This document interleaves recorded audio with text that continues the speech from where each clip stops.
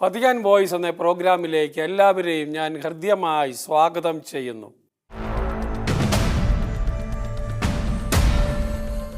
പരിശുദ്ധ പിതാവ് ലയോ 14 മാർപ്പാപ്പയുടെ സന്ദേശങ്ങളാണ് മുഖ്യമായും ഇപ്പോൾ നാം ഈ പ്രോഗ്രാമിലൂടെ അവതരിപ്പിച്ചു കൊണ്ടിരിക്കുന്നത്.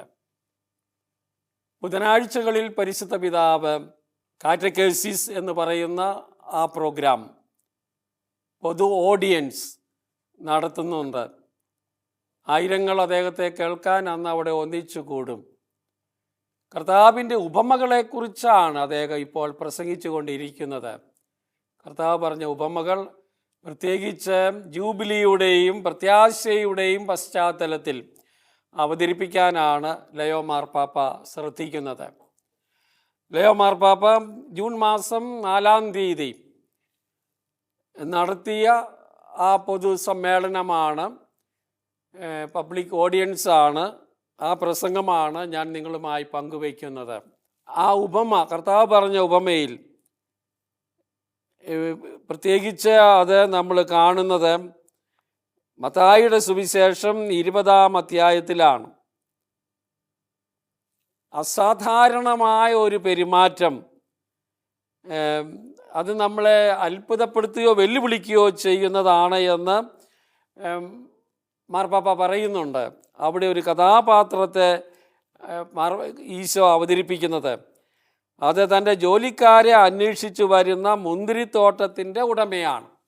തൻ്റെ മുന്തിരിത്തോട്ടത്തിലേക്ക് ജോലിക്കാരെ അന്വേഷിച്ച് ചന്തസ്ഥലത്തേക്ക് പോകുന്ന ഒരു മനുഷ്യൻ്റെ കഥയാണ് അവിടെ കർത്താവ് പറയുന്നത് എന്നത് നമുക്കറിയാം. ഈ പദ്ധതി അനുസരിച്ച് അദ്ദേഹം ഉച്ച കഴിഞ്ഞ് 3 മണിക്ക് ശേഷം പുറത്തു പോകാൻ ഒരു കാരണവുമില്ലാത്തതാണ്. കാരണം ഒരു കൂലിക്ക് വിളിക്കാനായിട്ടുള്ള ആളുകൾ 5-6 മണിക്കൂർ പണിയെടുക്കണ്ടേ? വെറും 1 മണിക്കൂർ മാത്രം സമയമുള്ളപ്പോഴും ഉച്ച കഴിഞ്ഞ് 3 മണി എന്ന് പറയുമ്പോൾ 4 മണിക്ക് പണി തീരേണ്ടതാണ്. അപ്പോഴാണ് ഈ മനുഷ്യൻ, ഈ മുന്തിരിത്തോട്ടത്തിൻ്റെ ഉടമ വേലക്കാരെ അന്വേഷിച്ച് വീണ്ടും പോകുന്നത്. അപ്പോൾ എന്താണ് ഇതിൻ്റെ അർത്ഥം? എന്തെന്നാൽ ജോലി സമയം പകൽ 6 മണിക്ക് അവസാനിച്ച് കഴിഞ്ഞു. 6 മണി അവിടുത്തെ കാൽക്കുലേഷൻ അനുസരിച്ച് അപ്പോഴാണ് അന്വേഷിച്ച് പോകുന്നത്. ഈ കഥയുടെ ഉപമയുടെ, ഈശോ പറഞ്ഞ ഉപമയുടെ പശ്ചാത്തലത്തിലാണ് മാർപ്പാപ്പ തൻ്റെ സന്ദേശം നൽകുന്നത്.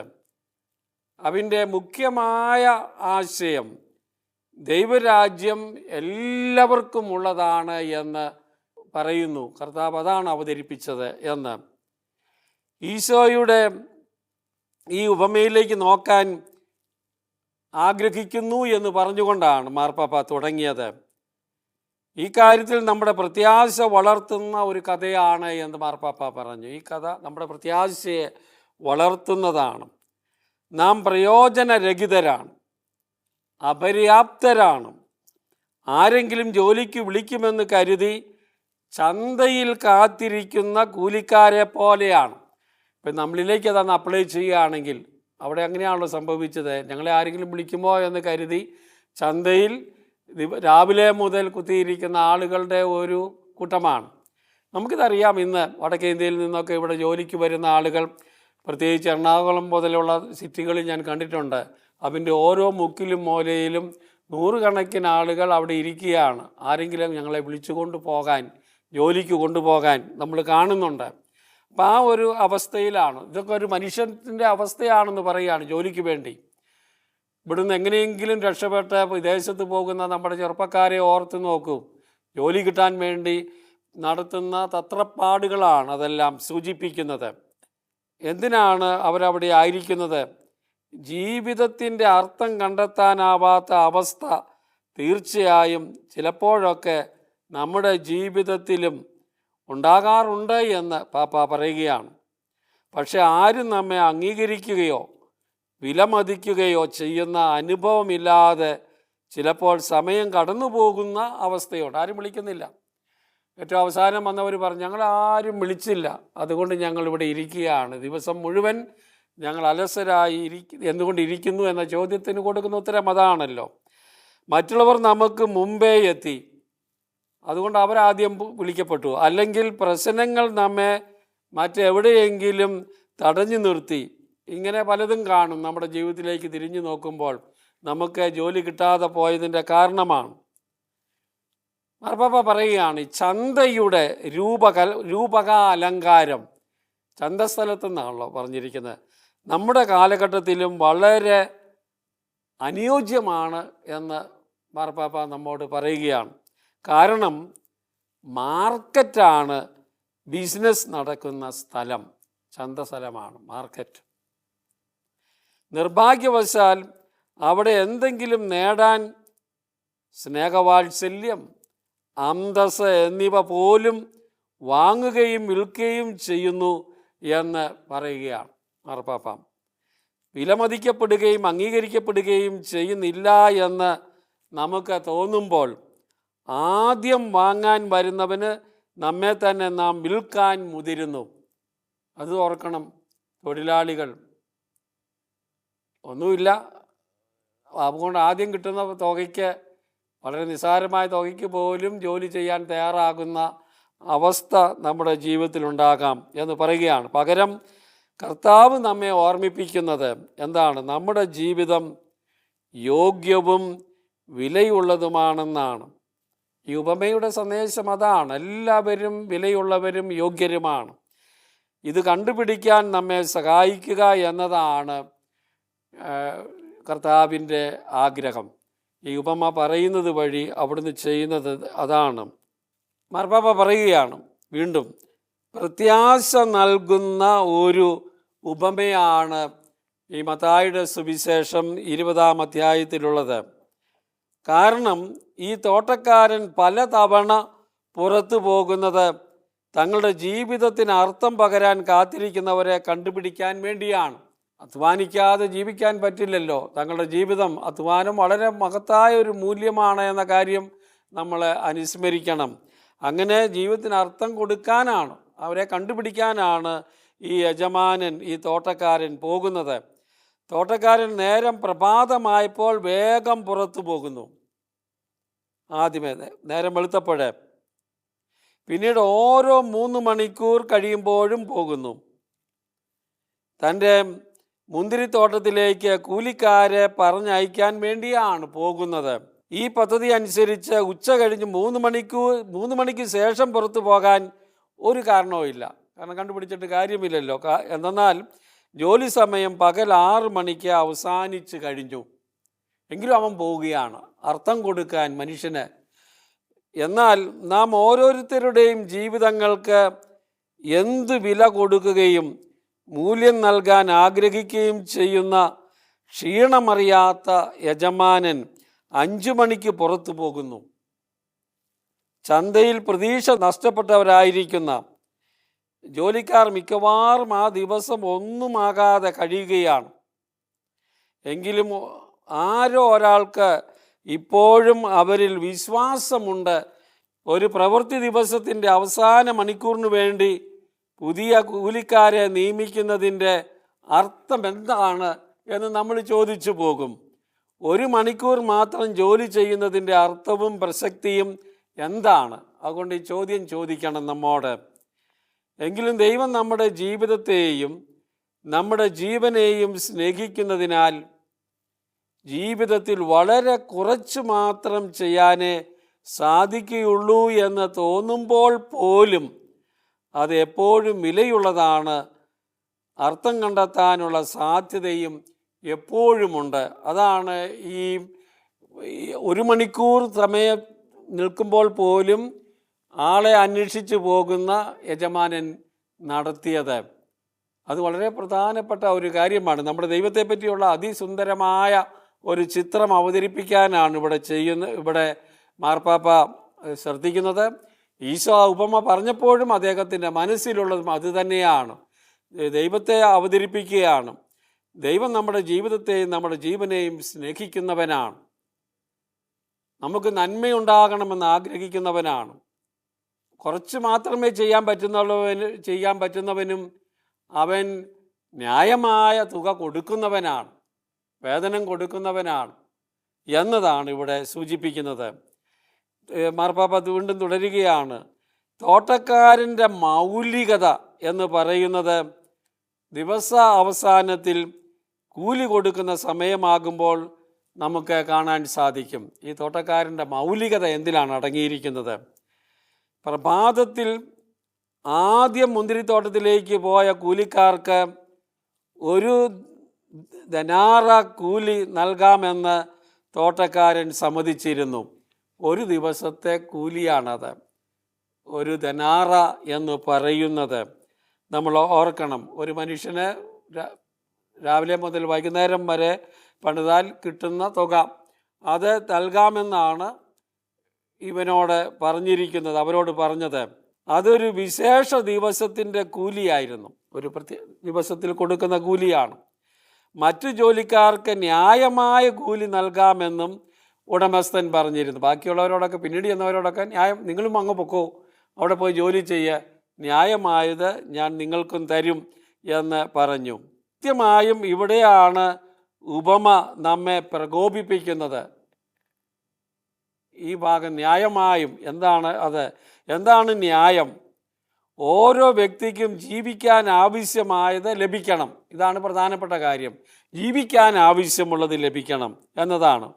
മുന്തിരിത്തോട്ടത്തിൻ്റെ ഉടമസ്ഥന്, അതായത് ദൈവത്തിന്, ന്യായം അതാണ്. അയാൾ ജോലിക്കാരെ ഓരോരുത്തരെയും വ്യക്തിപരമായി വിളിച്ചു. അവരുടെ അന്തസ്സ് തോട്ടക്കാരന് അറിയാമായിരുന്നതിനാൽ അതിൻ്റെ അടിസ്ഥാനത്തിലാണ് ഓരോരുത്തർക്കും കൂലി കൊടുക്കാൻ അവൻ ആഗ്രഹിച്ചത്. അവൻ അവർക്ക് ഓരോ ധനാറ വീതം നൽകുകയും ചെയ്തു. എല്ലാവർക്കും തുല്യമായി കൊടുത്തു. ആദ്യം 1 മണിക്കൂർ ജോലി ചെയ്ത ആളുകൾക്കാണ് ആദ്യം കൊടുക്കുന്ന 1 ധനാറ. പിന്നീട് വന്നവർക്ക് ഓരോ ധനാറ. രാവിലെ തൊട്ട് വന്നവർ വിചാരിച്ച് ഞങ്ങൾക്ക് തീർച്ചയായും കൂടുതൽ തരും എന്ന്. പക്ഷെ അവർക്കും 1 ധനാറയെ കൊടുത്തുള്ളൂ. ഇവിടെ ഒരു അനീതി ഇല്ലേ എന്ന ചോദ്യം നമ്മുടെ എല്ലാവരുടെയും മനസ്സിൽ എപ്പോഴും ഉണ്ടാകുന്നതാണ്. ഈ ഉപമ വായിക്കുമ്പോൾ എപ്പോഴും ഉണ്ടാകുന്നതാണ്. മഹാത്മാഗാന്ധിജി ഈ ഉപമ, റസ്റ്റിൻ എന്ന് പറയുന്ന എഴുത്തുകാരൻ്റെ ഈ ഉപമയെക്കുറിച്ചുള്ളൊരു വ്യാഖ്യാനം പഠിച്ചത് അദ്ദേഹം സൂചിപ്പിക്കുന്നുണ്ട്. അൻറ്റു ദ ലാസ്റ്റ് എന്നാണ് ആ പുസ്തകത്തിൻ്റെ പേര്. റസ്കിൻ എഴുതിയ പുസ്തകത്തിൻ്റെ പേരാണ്. അതിൽ ദൈവം എല്ലാവർക്കും തുല്യമായി വേതനം നൽകുന്നു എന്ന് പറഞ്ഞാൽ അതിൻ്റെ അർത്ഥം ഇതാണ്. ഈ 1 ധനാറ ഞാൻ പറഞ്ഞല്ലോ, ഒരു ദിവസത്തെ കൂലിയാണ്. ഒരു മനുഷ്യന് ജീവിക്കാനുള്ള കൂലിയാണത്, പണമാണത്. ഭാര്യയും മക്കളും ഉണ്ടെങ്കിൽ അവർക്ക് ഭക്ഷിക്കാനും ജീവിക്കാനുമുള്ള സംഗതിയാണ്. അതെല്ലാവർക്കും കിട്ടണം. ജീവനക്കൂലി എന്ന് പറയുന്ന ഒരു തത്വം നമുക്കറിയാം. ധനതത്വ ശാസ്ത്രത്തിലൊക്കെ അത് പ്രത്യേകമുണ്ട്. തൊഴിലിനെക്കുറിച്ചുള്ള പഠനങ്ങളിലുണ്ട്. മാർപ്പാപ്പമാർ എഴുതിയിട്ടുള്ള സാമൂഹിക പ്രബോധനങ്ങളിലുണ്ട്. തൊഴിലിനെക്കുറിച്ചുള്ള രേഖകളിലുണ്ട്. എല്ലാവർക്കും കിട്ടേണ്ടത് കുടുംബ വേതനമാണ്. അത് കിട്ടുന്നില്ലായിരുന്നു. തൊഴിലാളികളെ ചൂഷണം ചെയ്ത് അവർ അവസാനം ചെല്ലുന്നവന് കുറച്ച് കൊടുത്തുകൊണ്ടും അല്ല ആദ്യം ചെല്ലുന്നവനോടൊക്കെ ബാർഗെയിൻ ചെയ്ത്, ഒത്തിരി തൊഴിലാളികളുള്ളത് കൊണ്ട്, ജോലി അത്രയും ഇല്ലാത്തത് കൊണ്ട്, കിട്ടുന്നത് കൊണ്ട് സംതൃപ്തരാകുന്ന ആളുകളുണ്ടായിരുന്നു. അതെങ്കിലും വരട്ടെ എന്ന് പറയുന്നവരെ നീതിപൂർവം ചെയ്തിരുന്നില്ല. നീതി എല്ലാ ആളുകൾക്കും കൃത്യമായി ജീവിക്കാനുള്ളത് കിട്ടുക എന്നതാണ്. ഇതാണ് ദൈവത്തിൻ്റെ നീതി. മനുഷ്യരായ നമ്മുടെ നീതിയെ അല്ലാതെ. അതുകൊണ്ട് ദൈവത്തിന് ഒരു നീതിയേ ഉള്ളൂ. എല്ലാവർക്കും വേണം, എല്ലാവരും ജീവിക്കണം ഈ ലോകത്തിൽ. സമത്തിനെക്കുറിച്ചുള്ള ഒരു വലിയ കാഴ്ചപ്പാടാണ് ഈ ഉപമ നമുക്ക് തരുന്നത് എന്ന കാര്യം നാം മറക്കരുത്. ദിവസത്തിൻ്റെ ആദ്യ മണിക്കൂറിലെത്തിയ കൂലിക്കാർ നിരാശരായി എന്ന കഥ നമ്മോട് പറയുന്നു. തോട്ടക്കാരൻ്റെ പ്രവൃത്തിയുടെ സൗന്ദര്യം കാണാൻ അവർക്ക് കഴിഞ്ഞില്ല. പലപ്പോഴും നമ്മളത് ശ്രദ്ധിക്കാതെ പോകും. അയാൾ അനീതി നിറഞ്ഞവനായിരുന്നില്ല. അതാണ് ഒരു പ്രത്യേകത. ദൈവം അനീതി പ്രവർത്തിക്കുന്നവനല്ല, പ്രത്യുത ഉദാര മനസ്കനായിരുന്നു. അതാണല്ലോ ഇവിടെ കാണുന്നത്. അതിനാൽ യോഗ്യത മാത്രമല്ല, അവൻ ആവശ്യവും നോക്കിയാണ് തൻ്റെ കാര്യങ്ങൾ തീരുമാനിച്ചത്. തൻ്റെ രാജ്യം, അതായത് പൂർണ്ണവും നിത്യവും ആനന്ദം നിറഞ്ഞതുമായ ജീവിതം എല്ലാവർക്കും നൽകുവാൻ ദൈവം ആഗ്രഹിക്കുന്നു എന്ന പാഠമാണ് ഇവിടെ ഉള്ളത്. ഈശോ നമ്മോട് ചെയ്യുന്നതും ഇതാണ്. അവിടുന്ന് ഗുണമേന്മയും യോഗ്യതയും അനുസരിച്ച് പട്ടിക തയ്യാറാക്കുന്നില്ല. ഹൃദയങ്ങൾ അവനിലേക്ക് തുറക്കുന്നവർക്ക് അവൻ തന്നെ മുഴുവനായും നൽകുന്നു എന്ന ആത്മീയമായ പാഠവുമുണ്ട് ഇവിടെ.